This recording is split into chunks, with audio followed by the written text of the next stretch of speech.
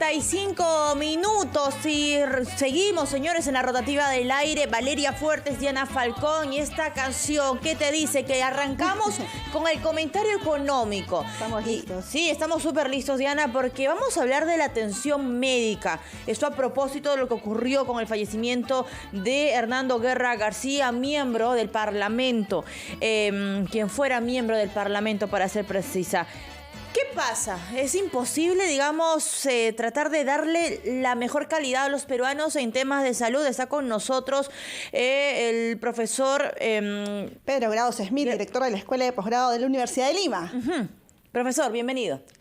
Muchas gracias, buenos días. Sí, efectivamente hay un déficit de infraestructura en general en el país. 110.000 millones de dólares calcula el marco macroeconómico multianual 2023-2026, pero en salud se calcula 7.000 millones de dólares. Solo por poner un ejemplo, deberían existir más o menos 4.000 postas y existe un déficit de 1.700. O sea, hay un largo camino por recorrer y sí hay soluciones. Definitivamente hay soluciones a distintos niveles y mediante distintos mecanismos. ¿Cuál es ese mecanismo, profesor? A ver, uno de los mecanismos más interesantes son las asociaciones público-privadas, que son una especie de matrimonio entre el sector público y privado, donde el sector público pone las condiciones, el sector privado invierte, busca eficiencia y calidad de atención. Y hay ejemplos muy interesantes. Hace aproximadamente 10 años, algo más, se concesionaron 2 hospitales en Lima, uno en el Callao, el Alberto Barton, que queda en la línea argentina, y otro en Villa María del Triunfo, el Guillermo Caeldin, si mal no recuerdo.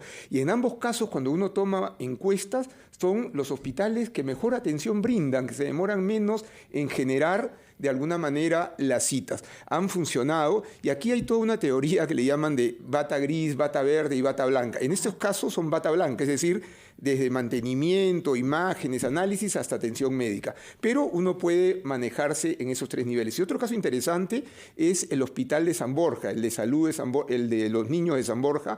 Eso es bata gris y verde, es decir, solamente mantenimiento y análisis, ¿no? Ahora, profesor, de repente con esto que usted nos explica, profesor Pedro, pues el oyente en cualquier parte del país dirá, entonces esa es la solución, ¿por qué no hacemos que nuestros hospitales, nuestras postas sean APPs, las famosas APPs?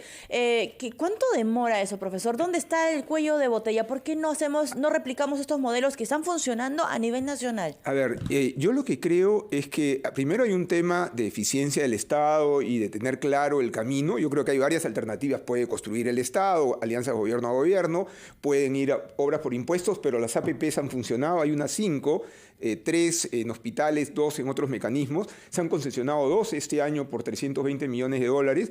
Una se va a construir en Piura y la otra en Chimbote. Ojo, llevando atención de enfermedades que en este momento no son atendidas. Por ejemplo, neurocirugía va a haber en Piura y neurocirugía va a haber en Chimbote. O oncología a niveles sofisticados. Entonces, ¿qué es lo que hay que hacer? Realmente, primero asesorarse en términos internacionales, especializarse y realmente salir, en el buen sentido de la palabra, a vender estas iniciativas. Proinversión en este momento está en una gira por Europa y parte del ofrecimiento son APPs. Quizás no en la cantidad adecuada, pero se pueden hacer realmente. Ahora, profesor, según información que manejamos, la ejecución de este tipo de obras son más rápidas, son más eficaces en comparación a otro tipo de modalidad, la tradicional, por decirlo de alguna manera. ¿Cuál es la debilidad de una APP? ¿Cuál es la observación que se puede hacer, razón por la que de repente las autoridades decían, no, mejor no optamos por esta opción, sino por la tradicional? A ver, primero diría yo, en algunos casos hay un tema ideológico que dicen el sector privado, ¿no? Y el sector privado, en la medida que trabaje con el público en esta alianza ideal, claro, va a funcionar. El público regula, el público supervisa, el sector privado busca eficiencia y tiene que preocuparse de su rentabilidad. Lo segundo, toda la parte legal tiene que estar muy bien definida y para eso hay patrones internacionales. Es decir, no hay que, por decirlo figurativamente, inventar la pólvora. ¿Cómo se aplican las APPs? Por ejemplo, en Inglaterra o en otros países europeos o incluso en algunas zonas de América Latina, y hay que llevarlas adelante. Hay grupos especializados o inversionistas ingleses, españoles, que buscan precisamente este tipo de inversiones en el mundo y lo que hay que hacer es precisamente las convocatorias adecuadas, los proyectos adecuados y la parte legal y económica tiene que estar muy pulida. Transparencia es también importante. Eso es importante porque, a ver, el diagnóstico hasta ahora es para llorar, profesor y amigos de RPP. Tú que me estás escuchando probablemente tengas tengas cerca a casa o 2 cuadras una posta médica, sabes, ¿no? Uno ya es consciente porque desde niño lo ve. Tienes algún mal y la posta médica está cerrada. Entonces, si esto no ha funcionado y lo hemos venido arrastrando durante años, ¿por qué no apostamos por este modelo que vemos? Diana, tú nos comentabas en el corte que has visitado este hospital, ¿no? Sí, el Guillermo Cailín, el que está al sur de Lima, y la verdad es que el espacio es muy cómodo, tiene calidad de especialistas y además tiene un sistema mediante el cual se califica el servicio que brinda al usuario, en este caso al paciente, con lo cual pues hay una suerte de verificación de que todo está marchando medianamente bien. Ahora, profesor, la consulta es... Ok, tenemos esta idea o esta propuesta que, digamos, el camino por donde uno debería ir, pero actualmente la fotografía, el déficit en infraestructura en el sector salud, ¿cuál es el diagnóstico? Es muy, muy fuerte. Hay un informe que ha salido este año. Si mal no recuerdo, más del 90% de la infraestructura de salud no es adecuada y se requiere, solo en el tema de postas médicas, lo decíamos al principio, de 4.000 deberían existir, 1.700 no hay. Pero además hay un déficit de capital humano. Entonces es importante también generar la línea de carrera del médico, especialización, remuneraciones adecuadas. Y ahí es donde el Estado tiene que invertir, no en muchos casos en burocracia de otro tipo que finalmente no genera productividad ni mejora la calidad de vida de la población. Hay más cifras con respecto a infraestructura. Valeria, profesor en Madre de Dios, 98 de 99 espacios de salud no califican como adecuados. En Tacna, al sur del Perú, 94 de 98 espacios tampoco tienen los estándares que se requieren para brindar un servicio adecuado. Dicho esto, profesor, la información también es muy importante. En regiones, darle a conocer a la población cómo funcionan este tipo de alternativas de APP y cuán beneficiosas pueden ser para el servicio. Ok, lo que hay que hacer es definir en dónde se quieren construir, si habláramos de APPs, los hospitales necesarios. Hay muchos hospitales que dejaron de construirse, de repente cambiar de un hospital de inversión pública a uno de asociación público-privada, generar el proyecto, trabajar con Proinversión, que es la institución del Estado que promueve la inversión privada, y salir...